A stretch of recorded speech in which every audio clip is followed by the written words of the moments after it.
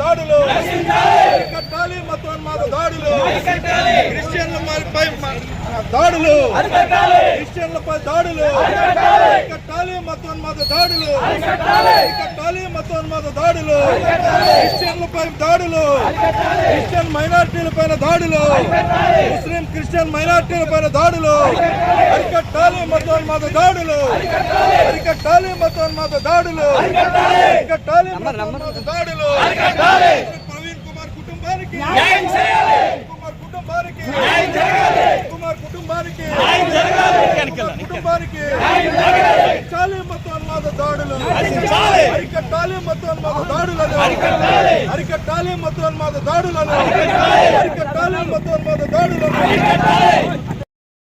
ప్రియమైన మిత్రులారా, అందరికీ వందనాలు. నా పేరు V Srinivasarao, CPIM state secretary. Praveen గారి హత్య చాలా దారుణమైనది.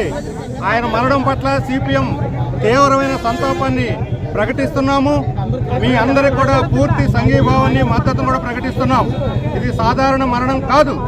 రోడ్డు పైన ఒంటరిగా పడున్నటువంటి ఆ శవం యొక్క పరిస్థితిని చూస్తే ఎవరో పథకం ప్రకారం ముందస్తుగానే ఇది హత్య చేసినట్లుగా స్పష్టంగా సాక్ష్యాధారాలు పరిసరాలను బట్టి అర్థమవుతా ఉన్నది. ప్రభుత్వం దీని పట్ల చాలా సాదాసీదా వైఖరి తీసుకోకుండా తక్షణం న్యాయ విచారణ జరపాలి. పోలీసు విచారణ చాలదు. ఎందుకంటే ఈ ప్రభుత్వంలో కానీ కేంద్రంలో కానీ ఈరోజు క్రైస్తవులకి ఇతర మైనారిటీ ప్రజలకు వ్యతిరేకమైనటువంటి ఒక మతోన్మాద పార్టీ అధికారంలో ఉన్నది. వాళ్ళు ఎలాంటి కుట్రలు కుతంత్రాలకైనా పాల్పడగలరు, ఎలాంటి పోలీసు అధికారులైనా లొంగ తీసుకోగలరు.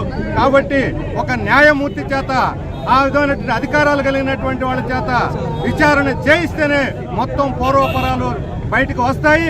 ఇలాంటి దారుణాలు జరగకుండా అరికట్టాల్సినటువంటి బాధ్యత రాష్ట్ర ప్రభుత్వం మీద ఉన్నది.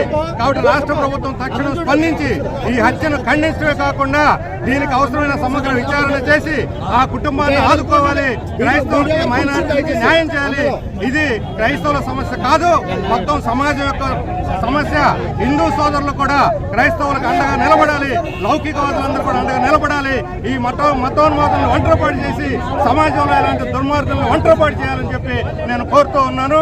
ఈ రోజు సోషల్ మీడియాలో కొంతమంది వెకిలిగా పెడుతున్నారు.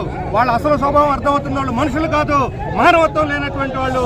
కాబట్టి మానవత్వం కలిగిన సకల హృదయ అందరూ కూడా ఏకమై ఈ హత్యను ఖండించి న్యాయం చేయటానికి ముందుకు రావాలి అని చెప్పి కోరుతున్నాను.